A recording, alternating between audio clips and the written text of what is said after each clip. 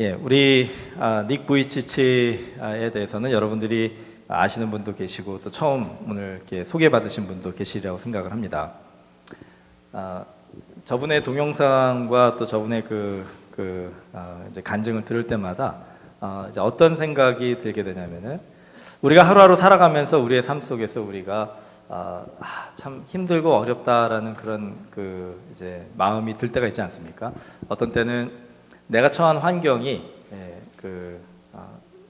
왜 꼭 이렇게 하나님께서 이런 걸 허락하셔야 되는가? 왜 꼭 내가 이런 상황을 거쳐가야만 했는가? 또 과거에 이런 경험이 있어야만 했는가? 아니면 현재 이 어려움을 내가 경험해야만 하는가? 이 부분에 대해서 우리가 하나님과 영적으로 기도하시면서 또 여러 가지 모습으로 이렇게 씨름하실 때가 있으리라 생각을 합니다. 그럴 때마다 이제 우리가 닉 부이치치 같은 이제 그런 어려운 환경 속에서 하나님의 은혜의 의미를 깨닫고 감사하고 하나님께 영광 돌리는 사람들을 볼 때마다 좀 많은 그런 생각들이 오고 가는 것을 이렇게 보게 돼요. 아까 동영상에도 보셨지만 어떤 소년에게 닉 부이치치가 자신 있게 얘기하지 않습니까? God never makes a mistake. 하나님은 결코 실수하지 않으십니다. 만약에요, 저희가 어떤 사고를 당해가지고 저렇게 팔 다리가 다 잘려 있는 사람에게 가서 그 사람을 위로한다라는 말로 하나님은 결코 실수하지 않으십니다라고 얘기한다면 그 사람이 그것을 어떻게 받아들일까 한번 생각해 보셨으면 좋겠어요. 대부분의 사람들은 그 말이 그렇게 마음속에 감동으로 다가오지 않으리라고 생각합니다. 특별히 그 상황이 우리가 상상할 수 없는 아픔과 고통의 그 상황이다라고 할 때는 우리가 경험하지 못한, 우리가 이해할 수 없는 그 과정을 거쳐가는 그런 사람들에게 우리가 하나님은 결코 실수하지 않으시기 때문에 당신이 처한 그 상황은 실수가 아니라 하나님의 뜻 가운데 있는 상황입니다. 이거를 얘기한다는 것이 얼마나 힘든 얘기입니까? 그런데 닉 부이치치는 담대하게 그거를 얘기한다는 거예요. God never makes a mistake. 왜냐하면 그 자신이 물론 예수 그리스도를 만나기 이전에는 그 자신의 삶에 대한 좌절과 낙담으로 목숨을 끊으려고도 여러 번 노력을 했다라고 해요. 그런데 그의 인생이 실수가 아니라 하나님의 뜻 가운데 그 마지막에 간증 하지 않습니까? 만약에 내가 이렇게 팔과 다리가 없는 모습으로 그렇게 살게 된 것이 여러분이 예수 그리스도를 만나서 새로운 삶을 경험하게 하기 위함이라면 그 자체만으로도 나는 하나님께 감사할 수 있습니다. 여러분, 닉 부이치치를 이렇게 변화시키게 된 이 사건이 무엇이었느냐? 바로 10대에 그가 만난 예수 그리스도라는 거예요. 뿐만 아니라 그가 예수 그리스도를 믿고 또 그의 삶 속에서 그의 인생을 180도 전환시킨 사건이 무엇이냐면 그가 예수 그리스도를 따르기로 결정했다는 겁니다. 그래서 그의 인생의 단어, 그래서 그 단어를 이제 verb 그래가지고 우리가 동사라는 의미가 아니라 verb라는 단어인데요. 이게 사전 많이 쓰이는 단어는 아닙니다. 하지만 사전에서 그거를 해석을 하면은 열정이라는 단어입니다. 열정. 닉 부이치치는 열정을 가지고 산 사람이었어요. 왜냐? 예수 그리스도를 믿는 믿음이 그의 마음속에 저 부흥의 불길을 지펴줬던 거예요. 그래서 아까 우리가 어저께 보았던 것처럼 차거나 미지근한 그런 신앙생활이 아니라 하나님의 성령의 임재하심으로 마음속에 주님을 향한 뜨거운 사랑, 그 사랑을 가지고 살아가니까 그 마음속에 열정이 생기기 시작한 거예요. 그래서 그의 인생의 삶의 목적은 하나님께서 나에게 주신 이 삶을 주를 위하여 사는 것입니다. 여러분, 우리가 정말 부흥을 이야기할 때요, 부흥을 얘기할 때 어저께 우리가 숫자를 얘기하지 말자 그랬잖아요. 그럼 부흥을 얘기할 때 우리가 관심을 가지고 봐야 되는 것은 무엇입니까? 바로 이 한 단어인 것 같아요. 열정. 내 삶에 나는 어떤 열정을 가지고 살고 있는가? 이거를 우리가 질문해 봐야 된다는 것입니다. 오늘 같이 읽은 마태복음 4장의 말씀에 보면은요, 이 갈릴리 그 호숫가에서 고기를 낚는 그 어부 두 명이 있었어요. 베드로와 안드레였습니다. 형제였습니다. 그들의 삶의 열정은 무엇이었냐면 고기를 많이 잡아서 먹고 사는 문제 걱정 안 하면서 사는 것. 뭐 부자가 될 그런 것까지도 생각 못했고 그냥 굶지 않고 살아가는 것. 이게 그들의 삶의 열정이었다 할 수가 있습니다. 매일매일 고기 잡는 일에 열심을 내는데 많은 경우에 고기가 생각만큼 잡히지 않아서 그 실망하고 낙심하고 해변가로 돌아오는 날도 있었던 것을 우리가 성경을 통해 볼 수가 있습니다. 그런데 오늘 말씀해 보니까 그 베드로와 안드레가 있는 갈릴리 해변가에 예수님이 가셔서 그들을 부르십니다. 나를 따라오라. 내가 너희를 사람을 낚는 어부가 되게 하리라. 예수님이 나를 따르라 이렇게 명령하셨을 때 성경을 보면요, 4장 21절에 보면 22절에 보면 그들이 곧 배와 아버지를 버려두고 예수를 따르니라. 제가 이 말씀을 읽을 때마다 참 놀랍다라는 생각이 들어요. 어떻게 그 베드로와 안드레는 그 길을 지나가다가 예수님이 그들을 바라보고 이 그물을 닦는 그들을 보고서 깁는 그들을 보고서 나를 따르라 하니까 다 버려두고 예수를 따랐다. 이게 어떻게 가능할까? 여러분, 우리의 삶 속에서요, 어떤 이런 사람이 와가지고 여러분한테 나를 따르라 이렇게 얘기하면은요, 여러분이 가지고 있는 직장과 여러분이 가지고 있는 그 삶을 다 버려두고 그 사람을 따를 수 있겠는가? 이게 쉽지 않겠죠? 이게 현실적으로 가능하겠는가? 이런 질문을 우리도 할 수밖에 없습니다.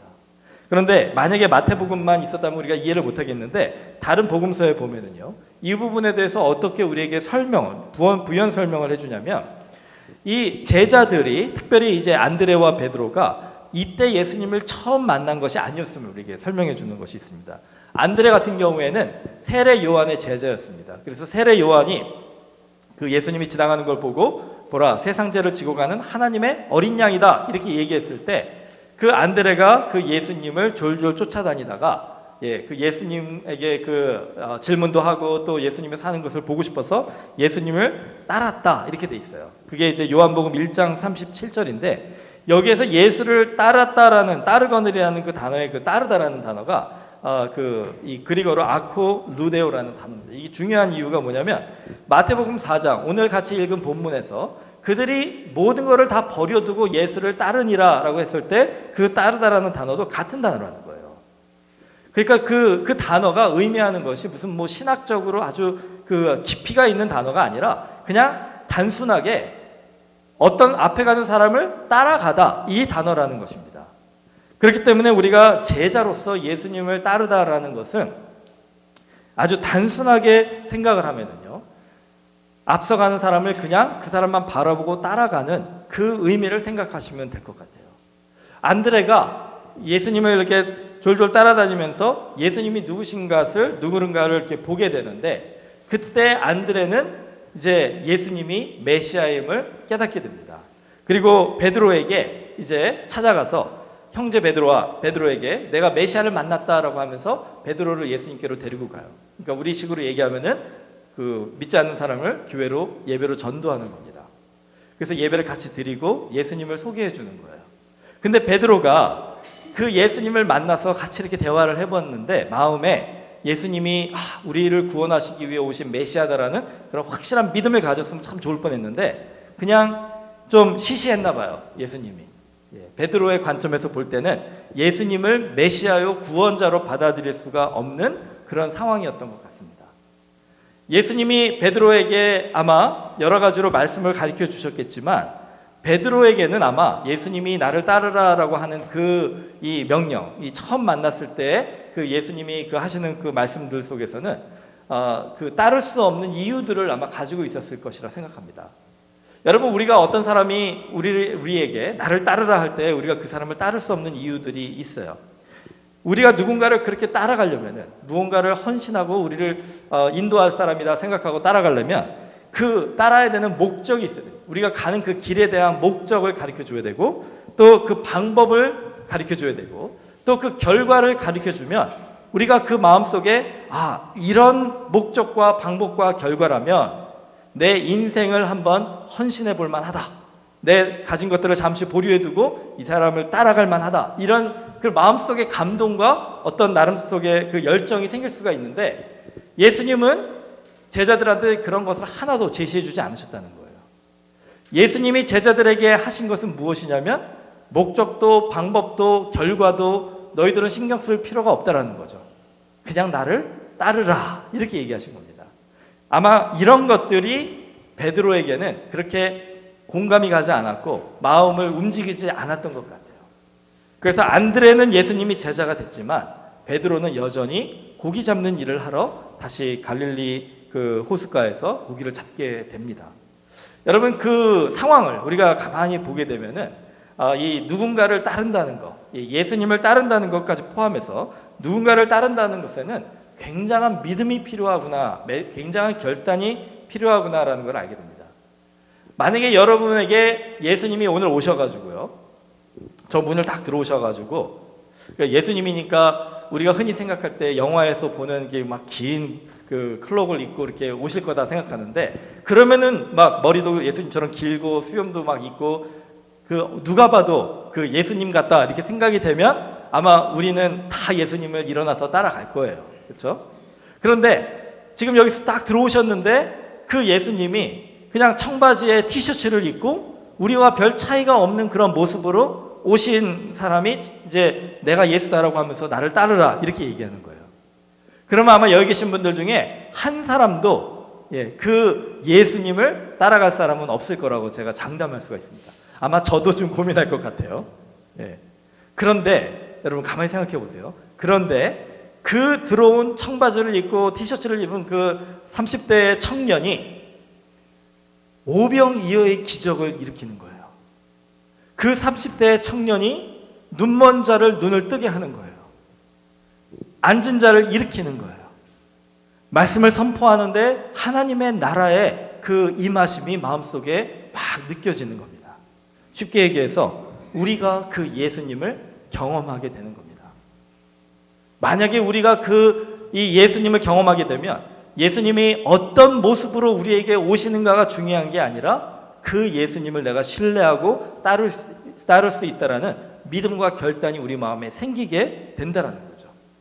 그런데 그 경험이 있지 않으면은 아무리 내가 믿음이 좋고 신앙이 좋은 사람이라고 할지라도 과연 쉽게 다 버려두고 예수님을 따를 수 있겠는가? 아마 힘들 것 같다 생각이 듭니다. 제가 그 인도에 갔을 때, 전에 한번 나눈 것 같은데, 인도에 갔을 때 이제 콜라를 마시려고 하는데, 이제 어떤 생각이 났었냐면, 가기 전에 유튜브 동영상을 좀 본 기억이 나요. 이제 거기서 어떤 걸 보여줬냐면은, 인도 사람 중에서 좀 안 좋은 사람이 콜라 병을 다 수집을 한 다음에 그거를 이제 집에서 깨끗하게 청소를 합니다. 청소를 한 다음에 집이 아니라 공장에서 그걸 다 청소를 한 다음에 거기다가 콜라 맛이 나는 액체를 넣고 탄산 이 탄산 음료니까 그걸 느끼게 할 수 있는 그 탄산 그걸 넣고 그다음에 뚜껑을 봉하는 거예요. 그다음에 이제 콜라 레벨을 딱 붙여가지고 코카콜라 해가지고 박스에다 담아가지고 그거를 파는 그런 동영상을 본 거예요. 그래서 딱 그 서브타이틀이 인도에 가면은 콜라를 사서 드시지 마십시오. 이렇게 이 병에 들어있는 콜라를 사서 드시지 마십시오. 이렇게 돼 있는 거예요. 제가 인도에 딱 가서 콜라를 딱 사 먹으려고 하니까 그 생각이 나니까 어떻게 했을까요? 도저히 못 사 먹겠더라고요. 캔에 있는 거는 마시겠는데 병에 있는 거는 못 마시겠더라고요. 여러분 가만히 생각해 보시면요. 그게 뭐 0.001%에 해당되는 거 아닐까요? 대부분의 아주 99.9999%의 콜라는 다 제대로 만들어진 콜라일 텐데 아주 사소한 그런 동영상을 본 경험이 저로 하여금 인도에 있는 콜라 전체가 다 의심되는 그런 상황까지 이렇게 끌고 가는 걸 제가 봤거든요. 여러분 그거를 뒤집어서 한번 생각을 해보시면요. 우리가 예수님을 따를 때 목적과 방법과 결과를 확실하게 우리에게 보여주시고 나를 따르라 하면은 아마 논리적이고 또 나름대로 그 믿음을 가진 분들은 다 따를 수 있는데, 그런 것이 없이 그냥 내가 너한테 이런 것들을 다 가르쳐주지 않아도 너는 나를 따르기를 원한다, 이렇게 얘기하실 때 우리가 예수님을 경험하지 않으면은 따를 수 없는 것이 당연하다는 거죠. 그런데 예수님을 경험한 사람들은 그 예수님을 따라갈 수가 있다는 거예요. 예수님께서 이렇게 우리들에게 요구하시는 그 경험은, 믿음은 맹목적인 순종, 맹목적인 따름이 아니라 예수 그리스도를 인격적으로 경험한 자들의 따름이다라고 할 수가 있습니다. 베드로가 아까 예수님을 좀 시원찮게 생각해가지고 다시 호숫가로 갔다 그랬잖아요. 여러분 이 전도하실 때, 여러분이 전도하신 사람이 예배 참석했는데 프린스 하인 장로교회 별 볼 일 없네 뭐 하면서 마음의 예배에 감동이 되지 않아서 그 다음 주부터 안 나오신다고 한번 생각해 보세요. 그러면 조금 실망되시겠죠. 그런데 실망하지 않으셨으면 좋겠습니다. 왜냐하면 우리가 이 복음을 전하는 거는요, 씨를 뿌리는 것과 같다 생각하시면 좋을 것 같아요. 우리가 씨를 뿌린 다음에 그것에 물을 주고 자라게 하시는 이는 하나님이시라는 거죠. 베드로의 경우도 그랬던 것 같아요. 안드레가 얼마나 실망이 됐겠습니까? 자기 딴에는 자기 형이 이제 예수 그리스도를 메시아로 영접하고 제자가 되기를 원했는데, 예수님을 따르는 사람이 되기를 원했는데 그냥 실망하고 돌아가는 것 같으니까 이 마음속에 안드레도 조금 위축이 됐었지 않겠습니까? 그런데 이제 시간이 조금 흘렀겠죠. 예수님이 다시 베드로가 그 고기잡이 하는 그 호숫가로 나갑니다. 그런 다음에 베드로의 배에서 잠시 그 말씀을 전할 것을 이렇게 부탁하시고 베드로가 허락을 해주니까 거기에서 하나님의 말씀을 이 군중들에게 선포하시는 거예요. 그리고 말씀이 끝나신 후에 베드로한테 이렇게 얘기합니다. 깊은 데로 가서 그물을 내려 고기를 잡으라. 자, 그때 베드로가 예수님에게 대답한 것이 아주 인상적이에요. 뭐라고 대답하냐면은, 내가 밤이 새도록 고기를 잡으려고 했는데 한 마리도 잡지 못했습니다. 자, 거기에서 먼저 우리는 뭘 생각할 수 있냐면, 베드로가 예수님을 어떤 사람이라고 생각하는지를 우리가 느낄 수가 있어요. 베드로는 거기서 예수님을 그냥 훌륭한 스승도 아니고 그냥 나사렛에서 온 목수 정도, 그냥 좋은 하나님의 말씀을 가르치는 그런 목수 정도로만 생각했던 것 같아요. 그러니까 그 밤이 새도록 내가 고기를 잡으려고 했는데 잡지 못했다라고 하는 그 표현에는 당신이 뭘 안다고 나한테 깊은 데로 가서 고기를 잡으려고 합니까? 라는 그런 조금 멸시하는, 냉소하는 그런 표현이 그 안에 들어가 있었다는 거죠. 그런데 거기에서 그치지 않고 베드로가 뭐라고 얘기를 하냐면은, 그렇지만 말씀에 의지해서 내가 가서 그물을 던지겠습니다.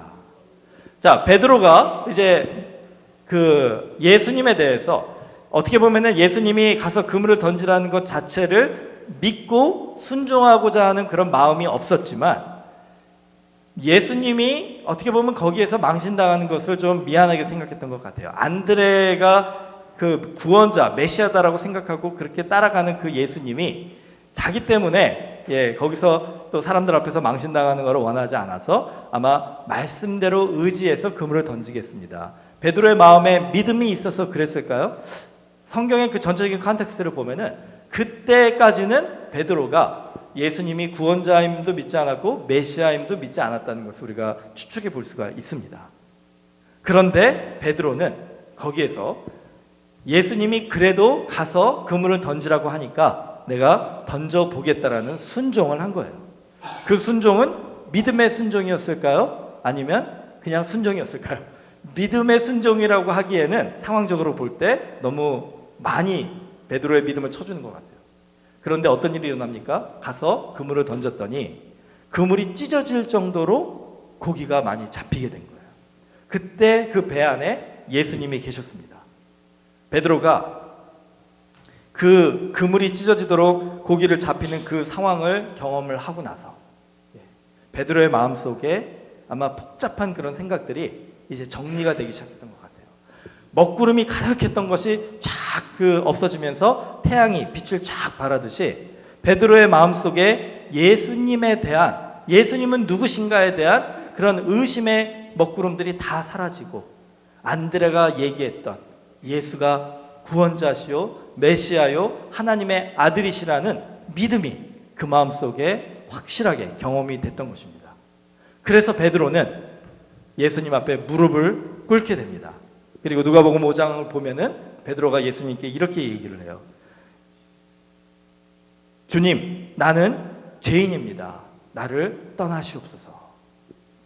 그 예수님을 믿는 믿음, 어저께 우리가 같이 살펴본 것처럼 예수님을 믿는 믿음이 그 마음 안에 들어오니까 자기 자신이 얼마나 예수님 앞에 교만했었고 예수님을 깔보고 무시하고 또 자기의 죄를 알지 못하고 거룩하신 하나님의 아들이고 구원자이신 예수님 앞에 이렇게 서 있었던 그 자신의 모습을 보게 되니까 너무나도 부끄러웠던 거예요. 몸둘 바를 몰랐던 겁니다. 그래서 예수님 앞에 무릎을 꿇고 주님, 나를 떠나시옵소서. 나는 주님 앞에 서기에도 합당하지 못한 사람입니다. 여러분, 이게 얼마나 아름다운 믿음의 고백입니까? 어저께 우리가 같이 기도하면서 그런 고백을 하지 않습니까? 주님, 내가 그동안에는 예수님을 아는 것에 그쳤는데 이제는 예수님을 믿고 예수님을 온전히 우리 마음의 중심의 구주로 모시고 살겠습니다. 여러분이 어저께 같이 마음으로 기도하고 하나님 앞에 고백한 것이 지금 오늘 누가복음 5장의 베드로의 경험이었다라고 할 수가 있는 겁니다. 그때 예수님께서 베드로에게 이렇게 얘기하세요. 무서워하지 말라. 이제 후로는 내가 사람을 취하리라 하면서 다시 한번 나를 따르라는 그런 초대를 하시게 됩니다.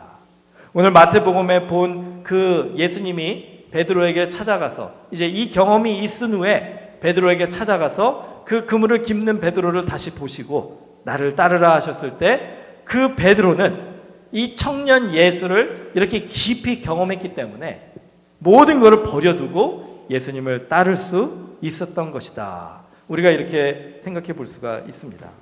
자, 그렇다면 우리들에게 필요한 건 뭘까요? 우리도 베드로처럼 예수님을 따르는 사람, 방법, 목적, 결과 이런 거 다 계산하지 않고 다 계산기 두들겨서 나한테 유익이 되면 내가 따르고 나한테 손해가 되면 내가 따르지 않겠다. 이게 아니라 예수님이 나를 따르라라고 말씀하시니까 주님, 제가 주님을 따르겠습니다. 이렇게 우리가 결심하고 따르기 위해서 내가 오늘 경험해야 되는 그 경험은 무엇일까? 이게 바로 오늘 우리가 같이 말씀을 통해 고민해 보고 싶은 부분이에요.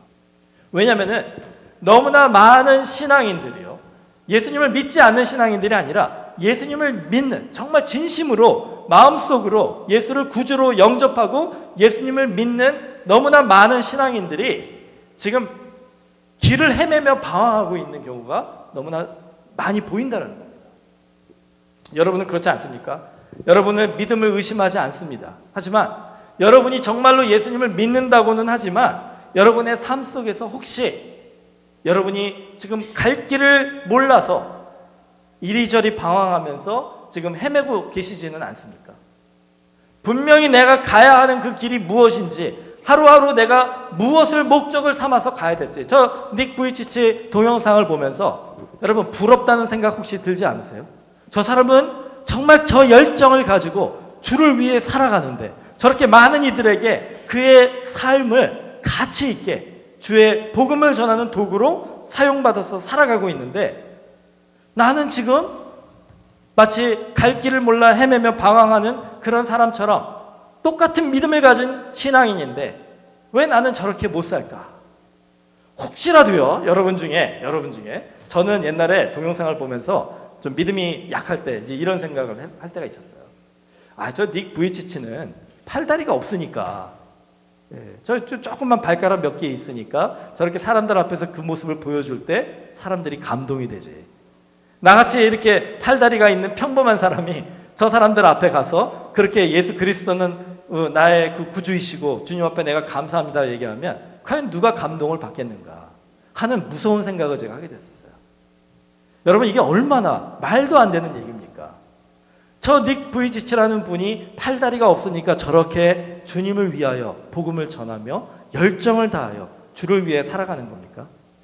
만약에 우리가 팔다리가 없으면 우리도 저렇게 살아갈 수 있을까요? 그렇게 되지 않을 확률이 많습니다. 사지가 멀쩡한 우리들이 그렇게 살아가지 못하면은 우리한테 팔다리가 없어도 똑같이 우리는 그렇게 살지 못한다는 거예요. 저 닉 부이치치라는 사람이 저렇게 팔다리가 없는 게 아니라 우리처럼 팔다리가 다 있는 사람이라 할지라도 그의 마음속에 예수 그리스도를 향한 그 열정은 똑같이 있었을 것 같아요. 여러분, 오늘 우리가 한번 우리의 이 영적인 방황에 대해서 한번 생각해 봤으면 좋겠습니다. 도대체 왜 우리는 예수님이 나를 따르라 하실 때 그 예수님을 신뢰하면서 따라가지 못할까? 어떤 경우에는요, 이런 두려움 때문에 못하는 경우도 있는 것 같아요. 예수님을 신뢰하면서 따라갔다가 내 인생에 정말 좋은 결론이 아니라 아주 나를 힘들게 하는 결론으로 끝나게 되지는 않을까. 어저께 우리가 십자가에 대해서 좀 많이 그 말씀을 같이 묵상했는데, 여러분 십자가를 가만히 생각해 보시면은요, 예수님을 따랐던 제자들의 입장에서 바라볼 때는 그 십자가에서 예수님이 다 이루었다라고 죽기는 죽으셨지만 여하튼 죽으셨잖아요. 죄인으로 초라하게 수치를 안고 죽으셨잖아요. 그러면은 그 예수님의 인생의 드라마는 최종회가 어떻게 끝난 겁니까? 죽음으로 끝난 거예요. 해피 엔딩이 아니라 새드 엔딩으로 끝난 겁니다. 여러분, 혹시 우리가 예수님이 누구이신가를 확실하게 믿는데도 불구하고 예수님이 나를 따르라 초대하실 때 예수님을 위하여 다 버리고 주님을 따르겠습니다 고백하지 못하는 이유가, 혹시 십자가에서의 그 죽음이 그 새드 엔딩이라고, 우리가 망하는 것이라고 그렇게 생각하기 때문은 아닌가? 혹시 내 인생도 그렇게 끝나게 될까 봐서 두려워서는 아닐까 하는 생각을 해봅니다. 만약에 혹시라도 그런 마음이 있으시다면 제가 오늘 좀 위로의 말씀을 드릴게요. 여러분, 그 드라마가 보통 요즘엔 몇 편씩 하죠? 15회, 16회 그렇게 하잖아요. 십자가에서의 죽음은요, 최종회가 아니라는 것을 우리가 깨달아야 됩니다. 십자가에서의 죽음은 뭐예요? 한 14회 정도 될까요? 그리고 최종회는 뭡니까? 마지막 회는 뭐예요? 예수 그리스도의 부활하심이라는 거죠. 아니요, 그것도 마지막 회가 아닙니다. 마지막 회는 무엇이냐면 그 부활하신 예수님이 제자들에게 성령으로 충만하게 이제 그들이 충만하게 깨닫게 하셔서 그들의 성령의 충만함을 가지고 세상에 나가게 하셔서 그들이 온 세상을 향하여 복음을 전하며 모든 사람들, 모든 민족에게 그 제자를 삼는 그런 놀라운 역사를 이루었다. 이게 마지막 회가 아니겠어요? 여러분, 우리의 삶 속에서 우리가 정말 예수 그리스도를 따르는 삶을 살려면 이 부분에 대한 확실한 이해가 있어야 됩니다. 예수님이 누구신가를 믿는 우리 신앙인들은요, 예수님을 따르는 것의 최종회가 우리가 망하는 것이 아니라 예수 그리스도의 부활하심과 그 능력처럼 우리의 삶이 정말 그 닉 부이치치를 사용하신 그 하나님처럼 그렇게 아름답게 쓰여지는 그런 모습, 이것이 바로 우리의 최종회다라는 것을 믿으셔야 돼요. 만약에 혹시 여러분이 예수 그리스도를 따르겠다고 결정했는데, 그리고 그렇게 순종하고 나가시는데 여러분의 삶의 모습이 자꾸만 정말 그 내리막길을 가시는 것 같다 생각이 되시면요, 그러면은 제가 여러분에게 꼭 권면해 드리고 싶은 거는 그것이 여러분에게 결론이 아니라는 것을 꼭 기억하셨으면 좋겠어요. 그 과정이 반드시 있어야 되는 것이, 그 과정이 거쳐간 후에 이제 하나님께서 여러분을 그 과정 속에서 아름답게 훈련시키셔서 정금같이 연단시키셔서 이제 나중에 그 주님의 때에 여러분의 그 아름다운 그 삶을 통해서 하나님께서 영광 받으시는 그 모습, 여기까지 하나님께서 인도하실 것을 우리가 믿음으로 신뢰한다면, 그러면 그 상황에 이르지 않는 이 내리막길의 과정, 우리가 망해져가는 과정 속에서도 우리가 어떤 고백을 할 수가 있습니까? 하나님을 찬양하고 하나님께 감사하고 하나님께 영광을 돌리는 그런 고백을 할 수 있다는 거예요. 저 닉 부이치치를 보면은요, 그냥 우리가 동영상을 봐서 그렇지만 여러분 한번 저 사람의 입장에서 한번 생각해 보시기 바랍니다. 아침에 일어났을 때 나 혼자 모든 것을 할 수 없는, 세수도 할 수 없고 이빨도 닦을 수 없고 화장실도 혼자 갈 수 없는 그런 상황이라고 한번 생각해 보세요. 누군가의 도움이 날마다 필요한 상황이라고 생각했을 때 그 아무리 믿음이 좋은 닉 부이치치조차도 그 자기 자신의 모습 속에서 실망과 낙심과 좌절의 경험이 없었겠습니까? 그는요, 그거를 날마다 경험할 거예요. 아침과 저녁마다.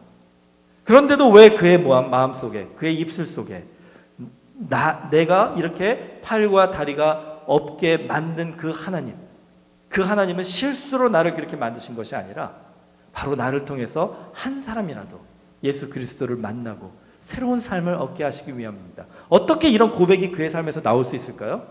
왜냐하면 그는 예수 그리스도를 따르기로 결정한 후에 그의 삶 속에서 예수님만 바라보고 살았기 때문에 그렇다는 것입니다. 만약에 그가 예수님을 따르기로 결정한 후에 나의 앞으로의 인생에서 나는 이런 삶을 살게 될 거야. 나는 앞으로 한 10년 동안, 20년 동안 내가 예수님을 열심히 잘 따르고 믿으면 나는 이런 부를 가지게 될 거야. 이런 명예를 가지게 될 거야. 이런 편안함을 가지게 될 거야.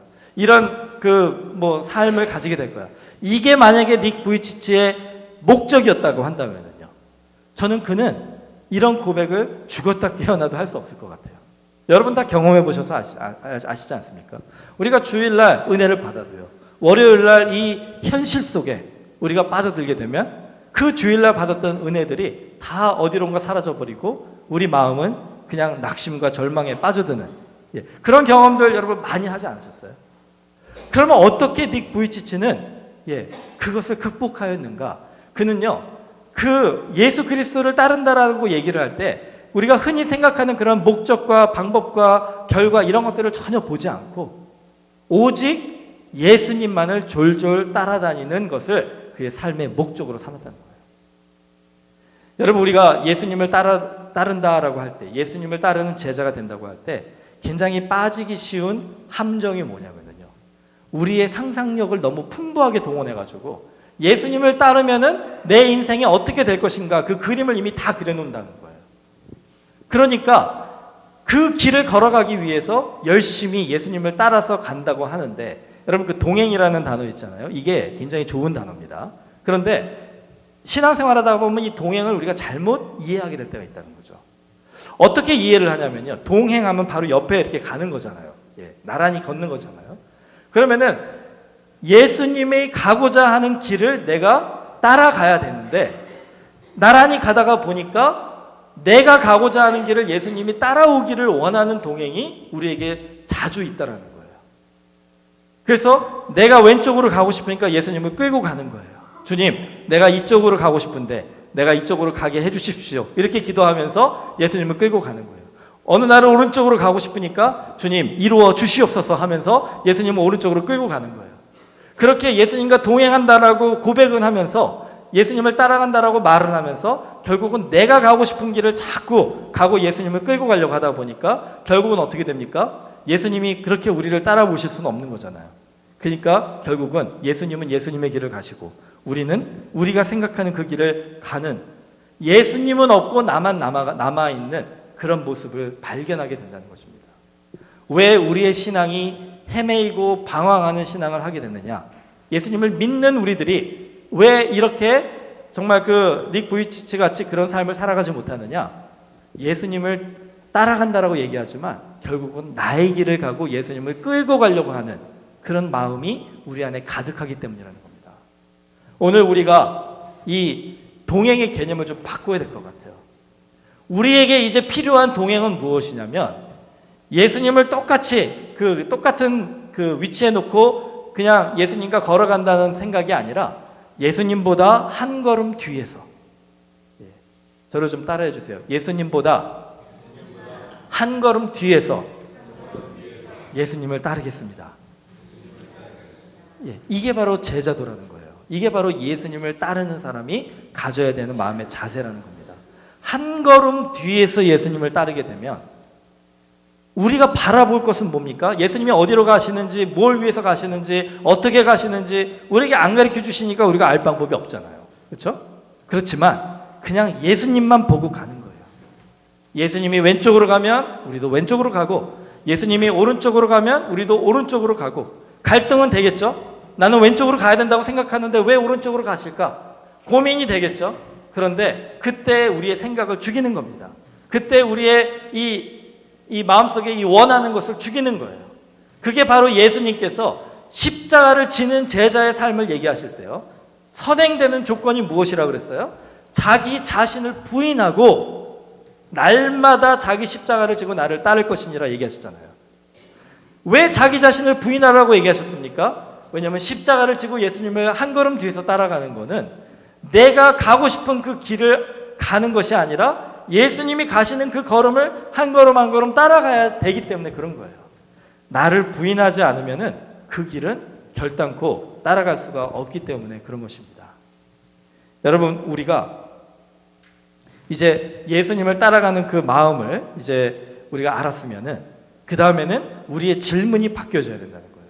예, 우리의 질문이 바뀌어져야 됩니다. 제가 이제 부흥회를 할 때마다 어떤 생각을 이제 하나님께서 하게 해주시냐면은 제가 그 덴버에서 목회를 할 때요. 이거는 제가 부흥회를 할 때마다 이런 그 간증들을 나누게 되는데 2009년이었을 겁니다. 2009년이었습니다. 저희가 이제 2008년에 12월에 교회를 개척하고 1주년 기념, 2009년 12월에 1주년 기념 부흥회를 하는데 이제 북한 선교를 주제로 해가지고 그 당시에 북한 선교의 아주 유명하셨던 박세록 장로님을 모시고 부흥회를 했어요.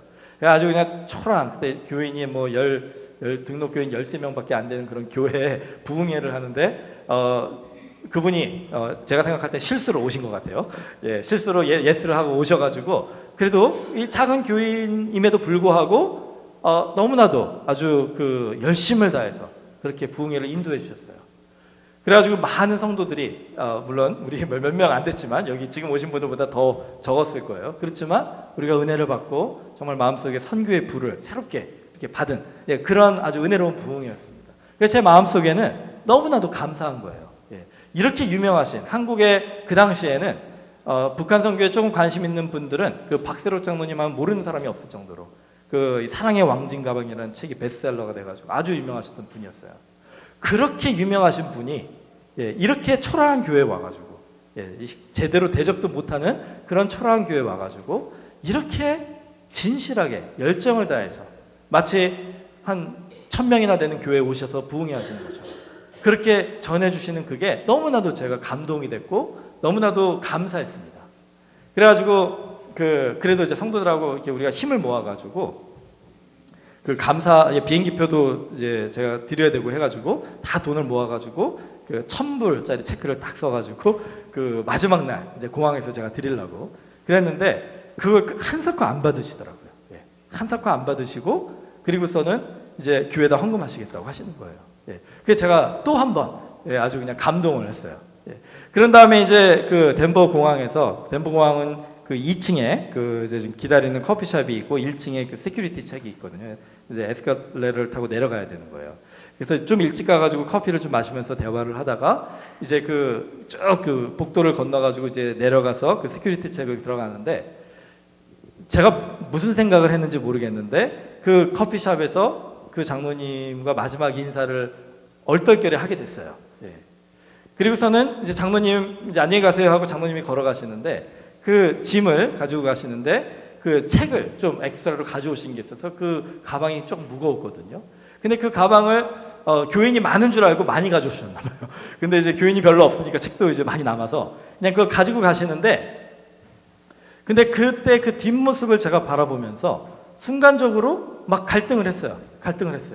어떤 마음이 있었냐면은 이 한참을 걸어가니까 또 연세가 많으신 분이니까 제가 그 가방을 좀 들어서 그 세큐리티 책 들어가는 그 앞까지 같이 동행을 해드렸으면 좋겠다라는 마음이 막 굴뚝 같았는데 이게 발걸음이 떨어지지 않더라고요. 제가 좀 쑥스러움을 많이 타가지고 이게 이미 인사를 드렸는데 또 가서 하기가 조금 그런 거예요. 멋쩍은 거예요. 그러니까 그 가는 모습을 뒷모습을 바라만 보면서 속으로 가고 싶은데 가서 들어드리고 싶은데 하면서 끝내 못 들어드렸어요. 그 한 걸음이 떨어지지가 않더라고요. 여러분 오늘 예수님께서 우리들에게 오셔가지고요. 지금 이 자리에서 나를 따르라라고 지금 말씀하고 계시다면요. 그리고 여러분이 그 예수 그리스도가 누구신가를 지금 마음속에 경험하셨고 그 예수님이 누구신가를 지금 마음속에 믿으시고 그 예수님을 따라가고 싶은 그 예수님이 우리를 이끌어 가시는 그 삶을 살아가고 싶은 더 이상 헤매고 방황하고 목적 없이 그러 살아가는 것이 아니라 우리와 한 걸음 앞서서 걸어가시는 그 예수님을 내 목적으로 삼고 저 닉 부이치치와 같이 나를 이런 환경에 있게 하신 그 하나님이 실수하시는 하나님이 아니라 하나님의 특별한 목적과 계획을 가지고 나를 이 환경에 이런 모습으로 있게 하셨습니다. 여러분도 닉 부이치치와 같이 여러분 주변에 있는 사람들한테 담대하게 그렇게 주님을 전하고 싶은 그런 마음이 지금 막 일어나고 있어요. 예수님이 여러분의 마음에 지금 성령의 불을 지금 지펴주고 계십니다. 더 이상 차갑고 미지근한 신앙이 아니라 이제 나를 믿었으니까 이제 나를 따르라 이렇게 초대하고 계시는데 지금 내 발에 발걸음이 떨어지지가 않는 거예요. 마음은 굴뚝 같은데 한 걸음이 내디뎌지지가 않고 있는 겁니다. 여러분 혹시라도 지금 여러분의 마음속에 지금 그런 마음의 상황이라고 하신다면요, 제가 강력하게 여러분에게 권면해드리고 싶습니다. 한 걸음만 내디뎌 보세요. 한 걸음만 내디뎌 보세요. 그 마음을 가지고 한 걸음도 못 내디디면요, 여러분은 평생 헤매고 방황하는 신앙인으로 끝나게 될 겁니다. 그런데 너무나 많은 거 복잡하게 생각하지 마시고요, 그냥 주님이 나를 따르라고 했으니까 내가 한 걸음만 내딛겠습니다. 이렇게 여러분이 한 걸음만 내딛어서 주님을 따르기로 결정하신다면요, 그 한 걸음이 또 한 걸음이 되고 그 한 걸음이 또 한 걸음이 되고 주님이 우리를 그 손으로 붙들어 주셔서 우리를 따라갈 수 있는 그런 능력과 힘을 주신다는 것입니다. 그거를 우리가 믿음으로 받아들이고 순종하고 그 한 걸음을 내딛는 것, 이게 바로 베드로가 예수님을 다 버리고 따르는 것과 그렇지 못한 사람들과의 차이라고 할 수가 있는 거예요. 여러분의 삶은 지금 어떤 삶을 살고 계십니까? 만약에 믿지 않는 사람들이 여러분에게 찾아왔을 때, 여러분이 가만히 보니까 너무나 삶에 힘들고 어려움을 겪고 있는 여러분의 이웃들을 여러분이 발견했을 때, 그들에게 가서 내 삶을 봐라, 나같이 연약하고 나같이 이렇게 부족하고 나같이 정말 세상에 평범한 사람인데 하나님이 나의 마음속에 성령을 보내주셔서 예수 그리스도를 믿게 하시고 예수 그리스도를 경험하게 하시고 예수님을 이렇게 따르게 하셔서 나는 지금 너무나도 하나님 안에 감사하고 내가 지금 살고 있는 이 삶이 원망과 불평과 낙심과 좌절이 아니라, 물론 내리막길을 가고 사람들은 나를 망하고 있다라고 얘기할지는 모르겠지만, 초라하게 볼지는 모르겠지만, 내 인생에 하나님이 이렇게 함께 하시니까 나는 늘 감사와 찬양과 영광을 하나님께 돌리며 살고 있지 않느냐. 여러분, 이렇게 얘기해 줄 수 있는 삶을 살 수 있다라는 거예요. 하나님이 우리가 경험하게 하시는 모든 인생 속에서 하나님을 선택하고 그 하나님을 우리가 인정할 때는 우리의 마음속에 저 불꽃처럼 하나님께서 불을 지펴주시거든요. 그러면 집중의 힘이 발휘가 되는 거예요. 우리의 삶에 일어나는 수많은 일들이 우리를 불평하게 하고 우리를 힘들게 하고 우리를 낙심하게 합니다. 아까 닉 부이치치가 경험한 것처럼. 그러나 그 모든 것들이 보이지가 않는 거예요. 왜냐하면 내가 집중하는 그 예수 그리스도의 한 걸음 한 걸음 따라가는 그것이 너무나도 나에게 소중하고 너무나도 감사하고 너무나도 즐겁고 행복하기 때문에 하루하루 경험되는 그 모든 다른 것들은 그렇게 나에게 중요한 게 아닌 것처럼 여겨지게 되는 겁니다. 여러분, 제가 오늘 이 무시무시하게 생긴 플래시라이트를 가져왔습니다. 저는 좀 작은 걸 생각했는데 저희 아내가 집에서 이렇게 큰 거를 가지고 와버렸네요. 여러분, 이 플래시라이트를 지금 보시면요, 지금 여기가 이게 좀 어둑어둑하잖아요. 그러니까 여러분 이게 굉장히 밝게 보이시죠? 예. 만약에 제가 이 대낮에 이 플래시라이트를 켜가지고 저 밖에 길거리를 걸어 다닌다고 한번 생각해 보세요. 그러면 사람들이 제가 이 킨 플래시라이트에 집중할 수 있을까요? 아마 못할 겁니다. 너무나도 태양빛이 밝고 그렇게 환하기 때문에 이 플래시라이트이 아무 사람들에게 영향을 끼치지 않을 거예요. 그런데 재밌는 거는요, 아무 영향을 끼치지 않는 이 플래시라이트를 이렇게 건물 안에 가지고 들어왔을 때, 또 깜깜한 곳에 제가 이 플래시라이트를 불을 지폈을 때 사람들은 여기에 집중하게 된다는 거예요. 여러분, 오늘 우리의 삶을 한번 돌아보시기 바랍니다. 여러분의 삶이 지금 하나님의 눈으로 보셨을 때 얼마나 값지고 소중한 것인가를 여러분은 아마 못 느끼실지도 몰라요. 여러분의 인생이 저 닉 부이치치보다 더 아름답고 더 하나님의 영광을 돌릴 수 있는 그런 인생이 될 수도 있음을, 저 사람 못지않게 많은 우리의 이웃들에게 감동을 주는 인생을 살 수 있다는 것을 여러분은 지금 아마 깨닫지 못하실 수도 있다는 거예요. 그런데 우리 인생의 환경 속에 불이 다 꺼져 버렸을 때요, 그리고 많은 사람들이 길을 잃고 목적을 잃고 의미를 잃고 방황하고 이리저리 갈등하고 있을 때요, 여러분의 믿음의 불도 꺼져 버린다면 그때 누가 예수 그리스도를 전할 수 있겠습니까? 그때 누가 예수 그리스도의 사랑과 진리의 빛을 보여줄 수가 있겠어요? 누가 예수 그리스도를 한 걸음씩 한 걸음씩 따라가는 것이 얼마나 우리 인생의 값지고 행복인가를 전해줄 수 있겠습니까? 그렇게 불이 꺼지면 내 인생의 불을 켜겠습니다. 천만의 말씀이에요. 불이 꺼진 다음에는 여러분의 그 플래시라이트를 켤 수가 없는 거예요. 여러분의 마음의 그 빛을 켤 수가 없습니다. 대낮과 같이 그렇게 밝을 때, 하나님이 우리에게 은혜를 충만하게 이렇게 부어주실 때, 오늘 이 자리와 같이 하나님의 말씀으로 우리의 마음을 밝혀주실 때 우리가 주님을 내가 따르겠습니다. 한 걸음 한 걸음 주님과 함께 주님을 뒤따라서 따르겠습니다.